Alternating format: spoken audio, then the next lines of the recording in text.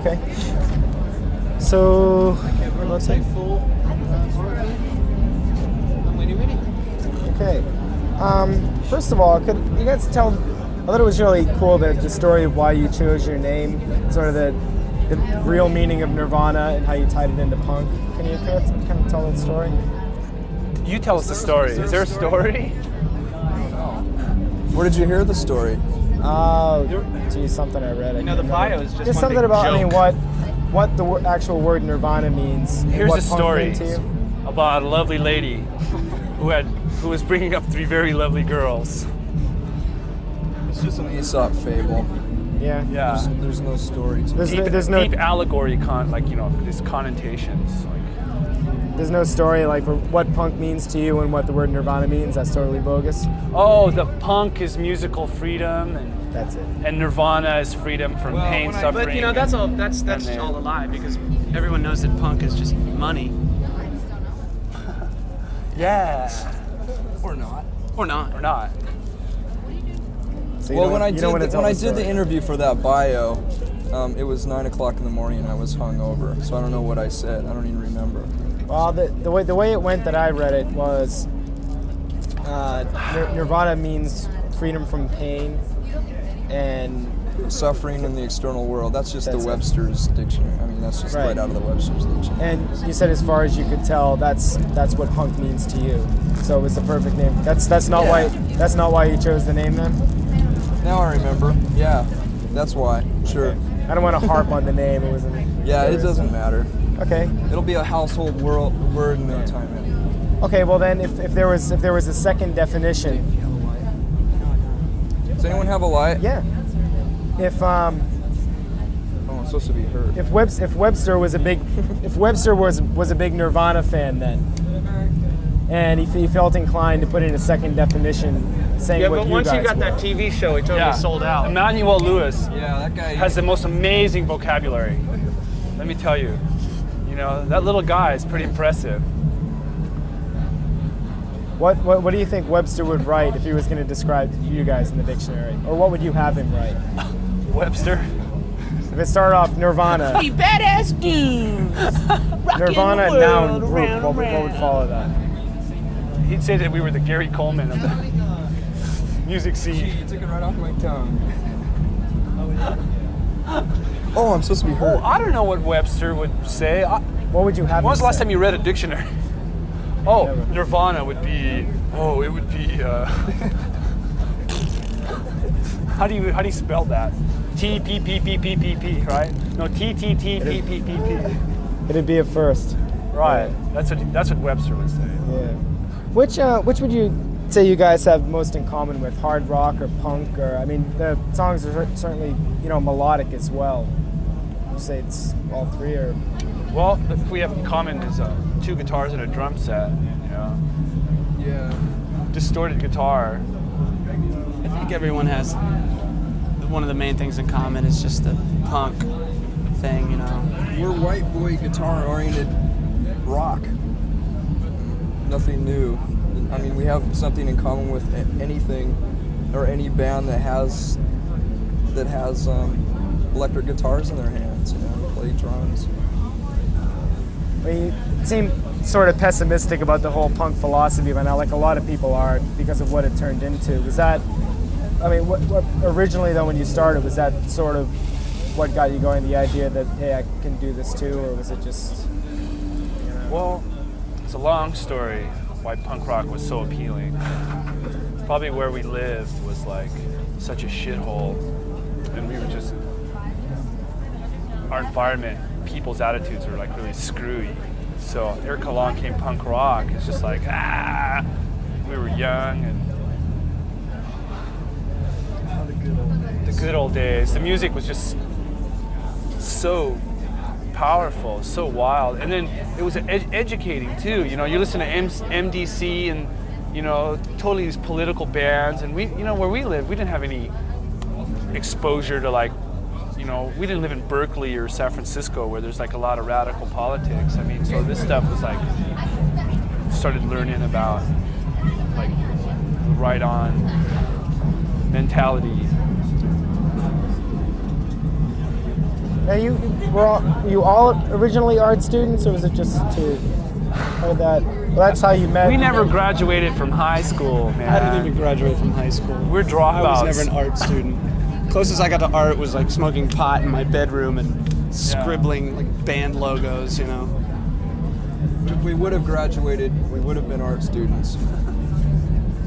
But that's what you had in common from the beginning. Is that kind of how you met? Kurt was going to had an art scholarship. I won an art scholarship. And he dropped out he dropped out in May of his senior year. It's too much reality for me, you know. I was supposed to go to Texas or New York to go to art school, and I decided I'd rather be in a band. Were you able to use the money for anything else? Did they give it to you? No, they didn't give it to me. I was supposed to take it, but I didn't. Yeah.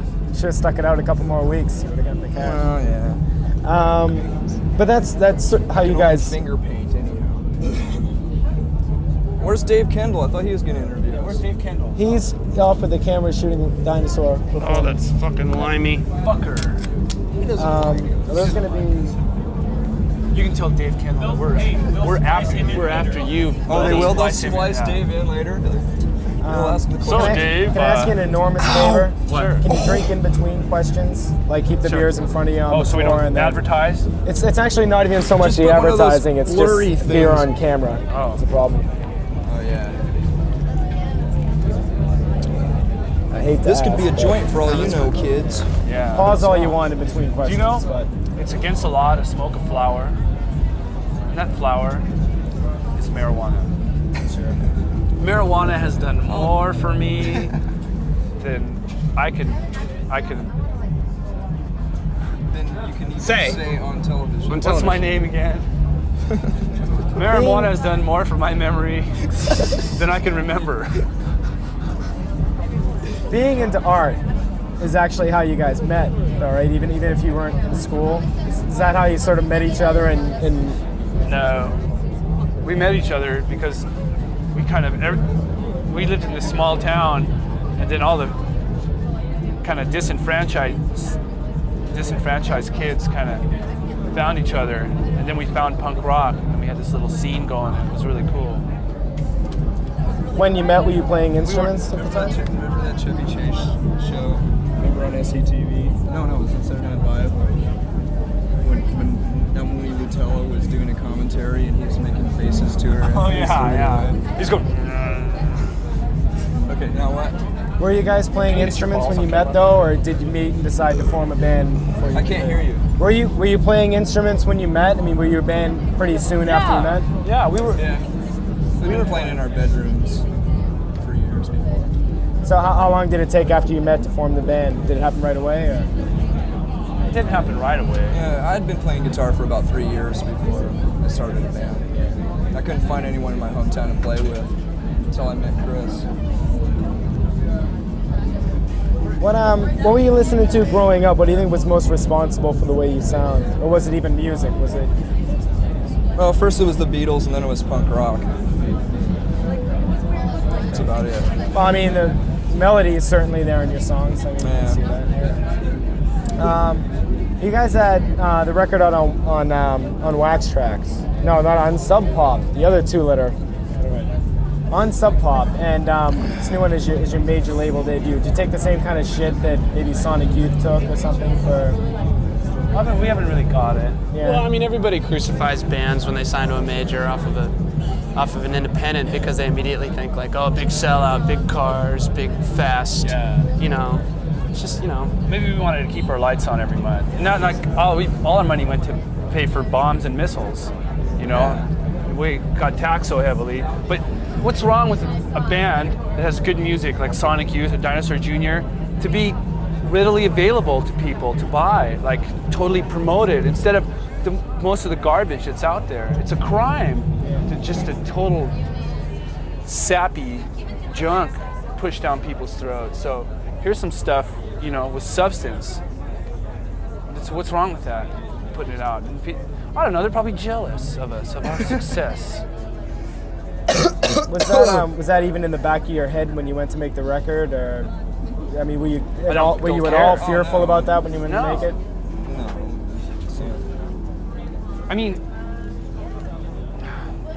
No, it wasn't. No. We didn't think about it. It's so insignificant. Cop an attitude like that. Yeah. It's like a song's a song, you know. And then somebody asked us, "Are we an anti big money band? Big bucks. Anti big bucks band?" Big Like, what kind of bucks. question is that? What if Donald Trump wrote good songs? You wouldn't listen to him? You know, I think I'd listen to him. Still, it's got to. I mean, it's probably What if McDonald's made good hamburgers? Would you eat them? probably you're right about the jealousy thing. Because I I mean, wouldn't it's eat a got McDonald's to tofu burger though. first of all be real tough to get signed to a label like Geffen. Did you just send the tape and they liked it, or did Sonic Youth have something? No, to they do? came and chased us down, wined and dined us, Yeah. paid off my, bought us drugs. Grouped and diapered us. They got us really loaded, see? They were really sneaky, so we were all, Chris thought he was signing an autograph. I thought I when was he signing an actually signed a autograph. contract. David Geffen would like your autograph, Chris. You really? Hey, all right. Where do I sign? Next thing I know, it was a contract, you know. So the next 100 records are going to be on Geffen. At a 1/4% royalty. A 1/4 point royalty we get. Do you think anything has changed on Nevermind from Bleach? Do you think you're better songwriters or better musicians, or was there any progression or anything? We're worse musicians We're because we worse. don't practice anymore. Now that we're on a major label, we don't have to practice. We pay could people to practice hire for us. musicians if we wanted to. Yeah. I don't know. It has. Nevermind is like kind of mixed up, like me. I'm a mixed up teen. I'm like a mixed up teen, but without the acne.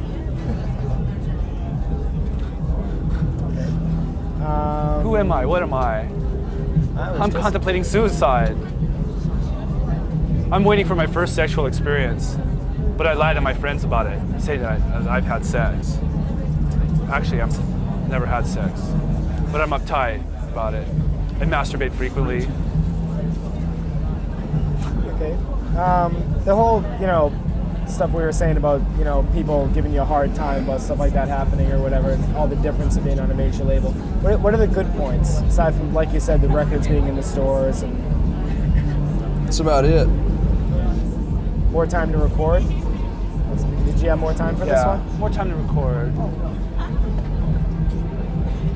It's just So do you think the whole being on an indie label is cool? They don't really. They're really good. DGC's really good. They don't really screw up. We don't have to worry about them screwing up stuff, like calling them up, like, "What the heck are you doing?" They work for us. They're our slaves. Then we walk in there and we throw them scraps. We loosen up the chains a little bit when we're feeling benevolent. Is that at least maybe partially the reason you called the record Nevermind? Or is it more to do with society as a whole and all that goes on? It's open for interpretation, eh? Yeah. Leave it at that. I mean, never mind.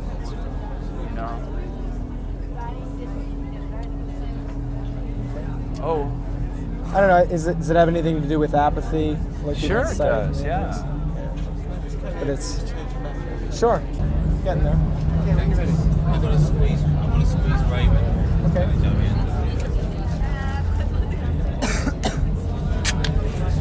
was gonna say, I think that's the first time I've ever seen someone shake a beer before they open it. Yeah. Woo! Ow, you hurt my arm! What? Hey, fuck you, man! Hey, that was just Dave Kendall. Huh? That was just Dave Kendall. Right? What happened to your arm? The Dave Kendall. What happened to your arm? I heard it when I jumped into the drum set. Just today? Oh, jeez. Tour's over, man. Tour's over. Wow. I'm suing. No, because that had beer on it. Okay. There's a few things about Reading. You guys want to talk about that?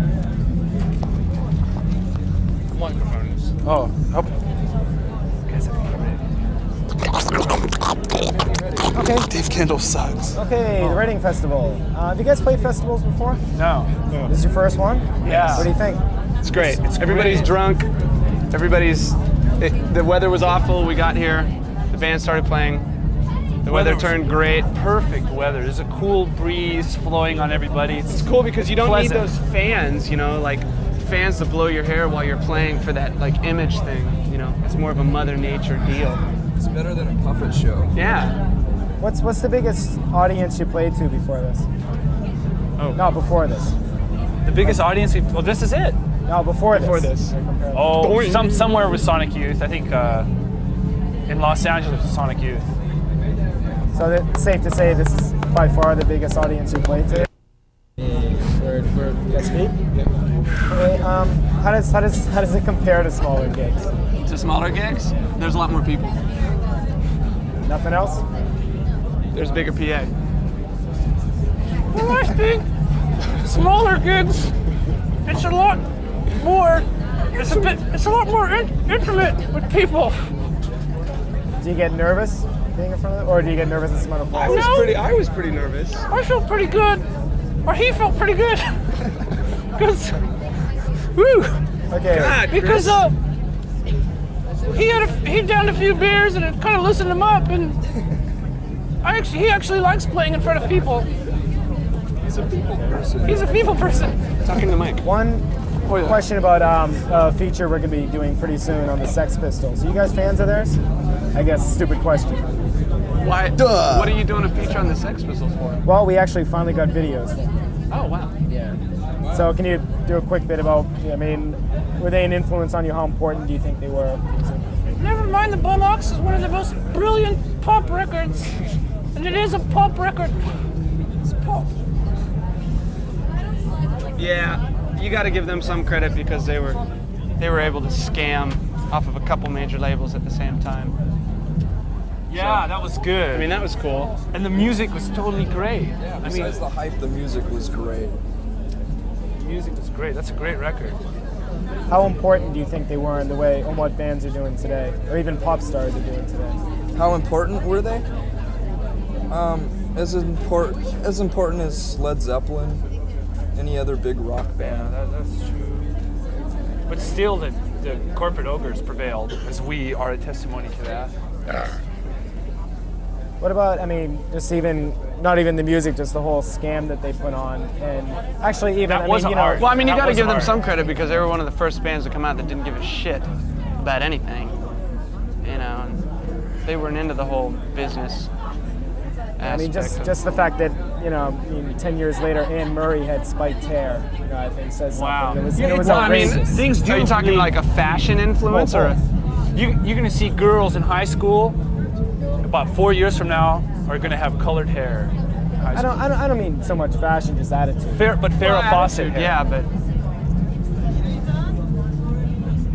One more. Can you guys do an ID for 120 minutes? Oh yeah. Just say your names and you're watching 120 minutes on MTV. okay, You don't even have to even say your names. You can just say we're Nirvana. okay. You say, Chris. And this is right to the camera. Yeah, we do it. These sods are Nirvana. And you're up very late on a Sunday night. And watching 120 minutes. I see your lips moving. I happen to know who you are. Where's my father? Where's my father? Okay. Okay. Thank you. All right. Thanks. That's great.